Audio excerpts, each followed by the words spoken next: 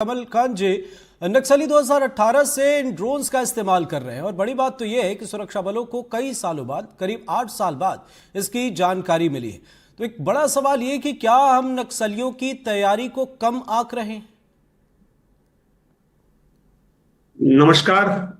ऐसा नहीं है। हम लोगों को ये आशंका थी, लेकिन जो अभी आपकी रिपोर्ट में बताया गया कि ड्रोन वगैरह बरामद नहीं हुए थे, लेकिन इस बात की पूरी आशंका थी और हम लोग इस बात का ध्यान रखते थे।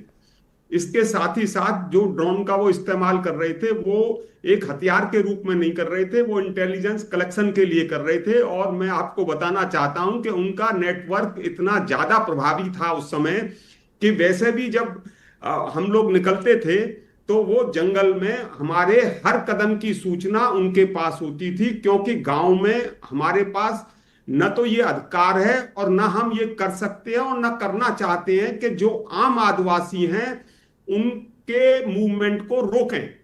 तो उसके जरिए ये हम लोग तो शुरू से ही मान के चलते थे कि ये जो जानकारी है, हमारे कदम कदम की जानकारी उनके पास है।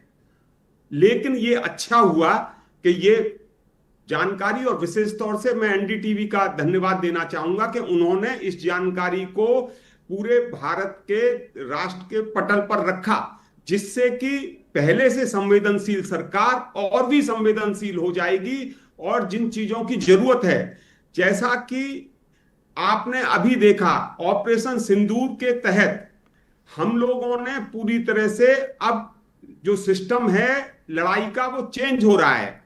तो नक्सल्स के विरुद्ध भी जो एक युद्ध चल रहा है, उसमें भी हमें सुधार की बहुत गुंजाइश है हमारे पास।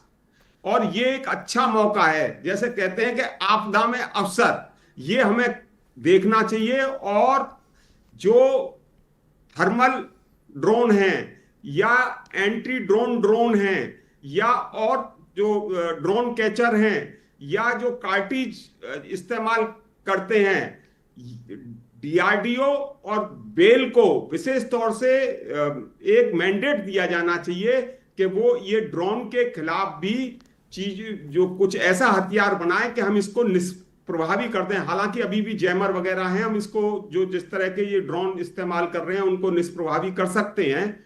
लेकिन ये एक अच्छा मौका है हमारे पास कि हम दो फायदे इससे होंगे। एक तो जैसे जनरल रावत ने कभी कहा था कि 2.5 जो वार है उस पर हम लड़ते हैं, मैं उसको और थोड़ा बढ़ाना चाहूंगा, 2.75 जो हम नक्सल्स के खिलाफ भी लड़ रहे हैं, ये 0.25 इसको जोड़ दीजिए। तो ये एक मौका देता है, इससे एक तो जवान हमारे ट्रेंड हो जाएंगे ड्रोन में, और दूसरा संवेदनशीलता। जैसे शुरू शुरू में जब इम्प्रोवाइज्ड एक्सप्लोसिव डिवाइस आईईडी आई थी, तो जवान इसके बारे में इतने सचेत नहीं थे। धीरे धीरे धीरे धीरे उसके बारे में जानकारी हुई और उससे हमारा बचाव हुआ। इसी तरह ये जो ड्रोन का सिस्टम बताया गया है, ये इसके खिलाफ हम टेक्नोलॉजी वार है, ये वो भी टेक्नोलॉजी इस्तेमाल करें, हम भी टेक्नोलॉजी इस्तेमाल करें। जब हम छोटे बच्चे थे तो रामायण रामलीला देखने जाते थे, तो वहां वो कहते थे, एक तरफ रावण की सेना थी, एक तरफ राम भगवान की, मतलब जो आज हम लोगों की सुरक्षा बल हैं, वो कहते थे कि तीर बनकर तू चला तो मैं हवा हो जाऊंगा, रोग बनकर तू चला तो मैं दवा हो जाऊंगा। तो उसी तरह ये टेक्नोलॉजी की लड़ाई है, आतंकवाद के खिलाफ और नक्सलवाद के खिलाफ पूरी तरह टेक्नोलॉजी की लड़ाई है। और जो इसमें प्रभावी होगा वही जीतेगा। बिल्कुल और सही हम आपने लोग जी बिल्कुल सही प्रभावी आपने हैं कहा तो सर। और जीतेंगे। आपने जो सवाल उठाए, इस सवाल पर मैं आऊंगा आपके पास थोड़ी देर में, लेकिन उससे पहले पीके मिश्रा साहब, अबूझबाड़ में नक्सली कैंप में हाईटेक सोलर सिस्टम की तस्वीर नजर आ रही है। सोलर सिस्टम की मदद से लैपटॉप और प्रिंटर का इस्तेमाल किया जा रहा है। करेगुट्टा की पहाड़ियों पर हथियारों की फैक्ट्री की बात है। पहाड़ी पर हथियार बनाने के मशीन और लेथ मशीन, इसका जिक्र किया गया है। जहां पैदल जाना मुश्किल है सर, वहां पर इतने हेवी मशीन के पार्ट्स कैसे पहुंचाएंगे? एक कमरे के साइज के बराबर इसके पार्ट्स होते हैं। तो इसने बड़ा सवाल खड़ा कर दिया है।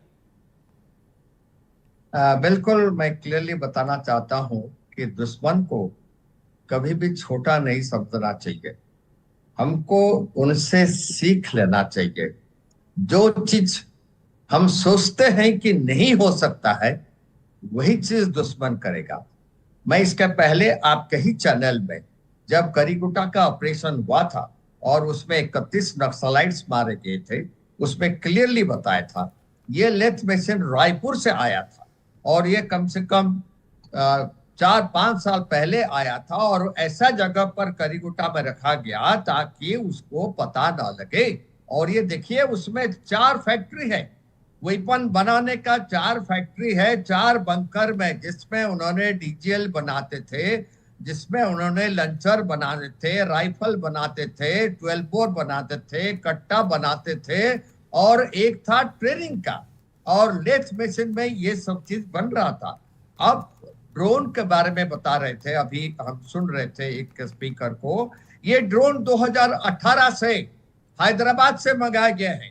I repeat, these drones were brought from Hyderabad from 2018 और वो 2019 में सीआरपीएफ कैंप के ऊपर, बस्तर में जितने कैंप है उनके ऊपर सर्वेलेंस रखने के लिए ये ड्रोन्स 2019 में इस्तेमाल हुआ था।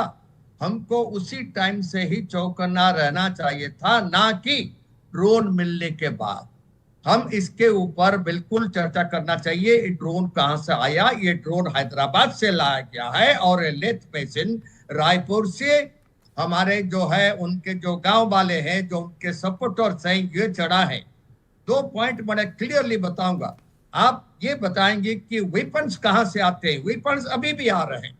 वेपन्स आपके जो है ये कि नहीं कि वो हमारे ट्रूप्स से, सिक्योरिटी फोर्सेस से छीन के लेते हैं। उनके वेपन्स आता है म्यांमार से, उनके वेपन्स आता है नेपाल से। रूट, म्यांमार का रूट जो है थ्रू मिजोरम और उसमें सिंघाट होकर के चूड़ाचांदपुर और चूड़ाचांदपुर से आ जाता है, यहाँ पर पहुंचता है। और नेपाल के थ्रू में भी ये वेपन्स आता है और उसमें उनको जो पहले कॉर्पोरेट से उनको सपोर्ट मिलता था, जो फंड्स का सपोर्ट मिलता था। I will tell you Asif, ये फंड्स जो है अभी हमारा चेक हो रहा है कि जो जो फंड्स दे रहे हैं उनको पकड़ना चाहिए।